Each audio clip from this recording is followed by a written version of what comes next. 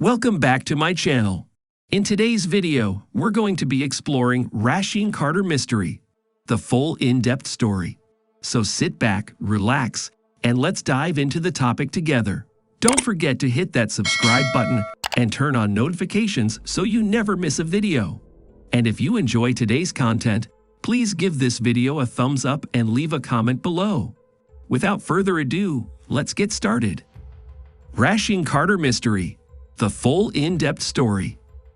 The mother of a Mississippi black man who mysteriously went missing in October last year is searching for answers after skeletal remains believed to be her son, Rasheem Carter, was found.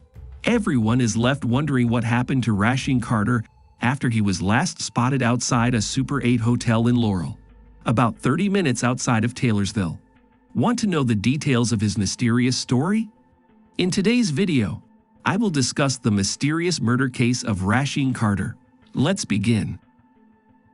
Who was Rasheem Carter? Rasheem Carter was born in Fayette, Mississippi in October 1996. He grew up there and graduated from high school in 2015. He later went on to study welding and cutting at a nearby community college. In 2019, he opened a seafood restaurant called Callie's Express in the town of Fayette, named after his daughter.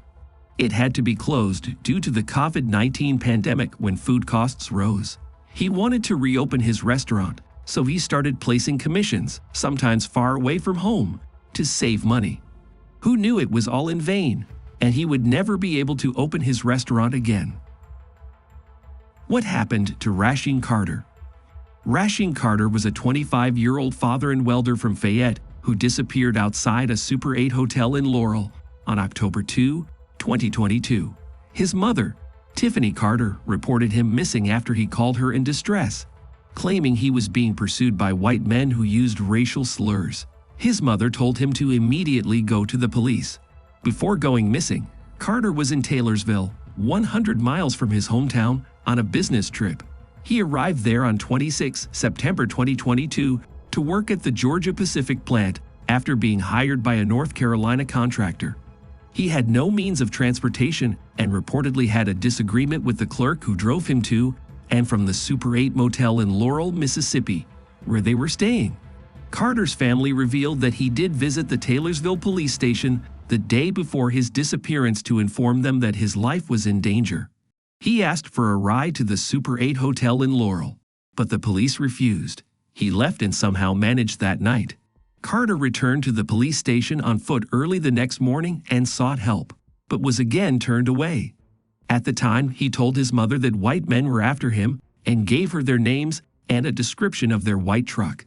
The next day, on 2 October, when Carter's relatives arrived in the town of Taylorsville, they were unable to locate him and his cell phone was also unreachable. When Rasheem's mother and family could not reach him, they began searching for him. They organized search parties and traveled from Fayette to Taylorsville to locate him. They asked people around and tried to gain a clue about Carter. The management of the nearby dollar store showed them a surveillance video of Carter walking in and then leaving. But the owners of a nearby gas station and some other companies did not share footage. They said they turned back the cameras and didn't see him. Reportedly, Carter's phone last pinged several miles northeast of Taylorsville Woods, where his remains were found less than a month later. Wildlife hunting camera spotted Rasheem. Nearly a month later, police were alerted by a private property owner in Taylorsville that he had found an image of an unknown man on his hunting camera walking on his land. When police got to look at the image, they discovered it was Rasheem Carter, and the photo was taken around 4:25 p.m. on the day he went missing. Rasheem Carter was captured by a trail camera in the woods of Mississippi, shirtless and with what appeared to be a large branch. He wasn't wearing a shirt. It looked like he had been rolled around in the dirt or his pants were wet. Investigators provided Rasheem's family with the image about a week before his remains were found on November 2, 2022, south of Taylorsville, Mississippi, in a wooded area about 300 meters from where he was seen in the photo. According to Carter's mom, these images indicated something was wrong with him and that he was running for his life. Pointing to the bruises on Carter's body, she knows that her son was somewhere struggling, running for his life. She really believes that he was chased there. Investigators found skeletal remains. Smith County Sheriff Joel Houston, whose department is leading the investigation into Rasheem's death, insisted that investigators have yet to find any evidence proving Carter was murdered. Houston added that while the police didn't see anything to suggest he was murdered, everything is on the table and anything is possible until we close the case, turn over every stone and leaf, and find every possible answer. Sometime in October 2022, the Smith County Sheriff's Office began a search of the area where the hunting camera was located.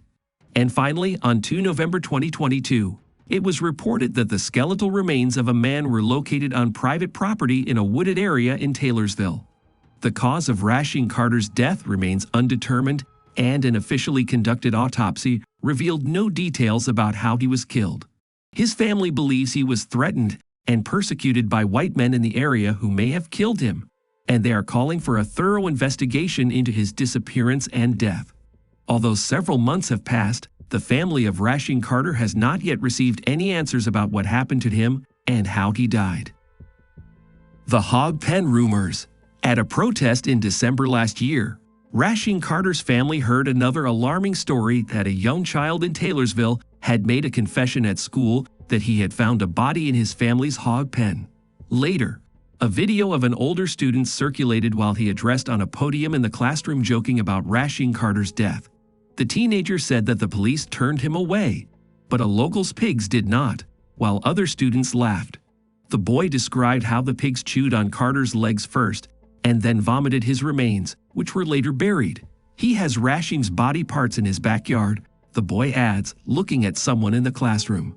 So the FBI has to search his house, the children said with a giggle. The video horrified Carter's family, who wondered if there was any truth to it. Private investigator and independent autopsy. Rasheem Carter's family was skeptical and began working with a private investigator who, after an independent autopsy, made several disturbing claims, including that Carter's bones were broken in smooth cuts, which may not have been compatible with an animal attack, and that his severed penis was found decomposed in his mouth. Ben Crump, a lawyer for the family known nationally for his work on police misconduct cases, says his skull contained no teeth. At this autopsy, no evidence was also found that Carter's remains had been eaten by animals. Ben Crump stood with Carter's mother, Tiffany, in a federal court in Jackson and showed photos from an independent autopsy showing that Carter's head had been severed from his body and his spinal cord was not connected to the rest of his body. Crump said that this was a shameful act, an evil deed.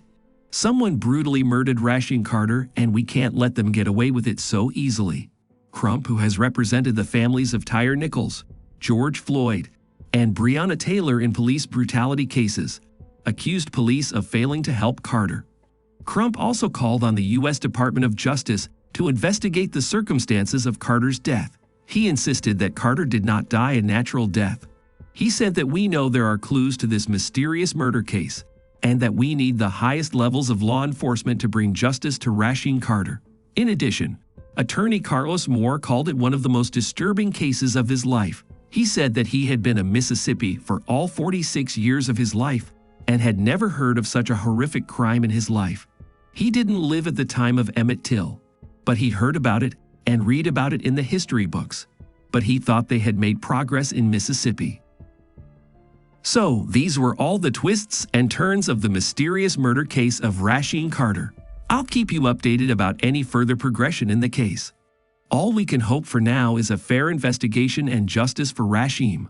If you found this case story compelling, don't forget to like the video and comment below with your take on it. Subscribe to the channel for more similar videos and hit the bell icon to stay up to date each time we reveal a new shocking case. Until next time, stay safe. You never know what's lurking in the shadows.